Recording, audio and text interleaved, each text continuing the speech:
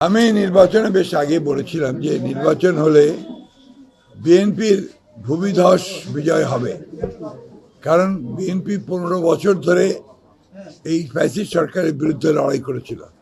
তারও পূর্বে বিএনপির ইতিহাস হচ্ছে স্বৈরাচারের বিরুদ্ধে বেগম খালেদা জিয়ার নেতৃত্বে 9 বছর সংগ্রাম। তো গণতান্ত্রিক অধিকারের জন্য, ভোটের অধিকারের জন্য, মুক্ত একটা সমাজের জন্য বিএনপি সবসময় লড়াই করেছে এবং তারই যে বহিঃপ্রকাশ হচ্ছে জনগণের বিএনপির প্রতি ভালোবাসা, হচ্ছে এই ল্যান্ডস্লাইড ভিক্টরি। এই ভিক্টরিকে মূল্যায়ন করতে হবে সেই কোণ থেকে। বিএনপি হচ্ছে বাংলাদেশের সবচেয়ে জনপ্রিয় রাজনৈতিক দল। এর প্রতিষ্ঠাতা শহীদ প্রেসিডেন্ট জিয়াউর রহমান যখন দল প্রতিষ্ঠা করেন, তারপর থেকে বিএনপি জনপ্রিয়তা কখনো হারায়নি। নির্মাণে নাম্বার 1 শাহ সিমেন্ট। কারণটা হচ্ছে যে বিএনপি সবসময় জনগণের সঙ্গে থেকেছে এবং জনগণের রাজনীতি করেছে। সেটাই হচ্ছে বিএনপির সবচেয়ে বড় শক্তি। একটা কথা মনে রাখতে হবে আমাদেরকে, যে বিএনপি কোনো ক্যাডার বেস পলিটিক্যাল পার্টি না, BNP is a mass base political party. সুতরাং এটা যা চরিত্র থাকে মাস পলিটিক্যাল, এই চরিত্র নিয়ে বিএনপি জনগণের কল্যাণের জন্য ইতিপূর্বে কাজ করেছে, সরকারে ছিল।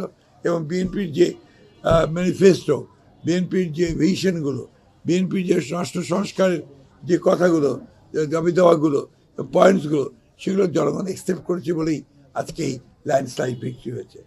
আপনার আরেকটা প্রশ্ন ছিল যে জামাতে ইসলামের এই উত্থান, এটাকে আমরা কীভাবে দেখি। এটা আমি বহু আগেই বলেছি যে দীর্ঘ 15 বছর ফ্যাসিস্ট শাসনের ফলে এটা হচ্ছে একটা বিজ্ঞান, এটা আপনাকে পলিটিক্যাল সায়েন্সের একটা অংশ।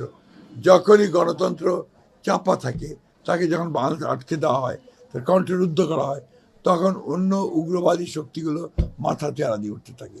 এবং সেটাই এই দেশে ঘটেছে, যেখানে আজকে যেটুকু উত্থান হয়েছে জামাত ইসলামের, that is because of Awami League, তাদের যে দমন পীড়নমূলক যে শাসন এবং বিরোধী দলকে ফাংশন করতে না দেওয়া, তাদেরকে ইলেকশন করতে না দেওয়া, যার ফলে আজকে এটা হয়েছে।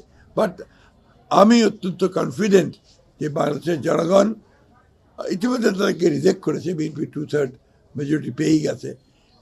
জনগণ তাদেরকে আবারও সুষ্ঠু, সৎ এবং কল্যাণমূলক রাজনীতির মধ্যে দিয়ে সমস্ত অপপ্রবণতাগুলোকে রুখে দিতে সক্ষম হবে।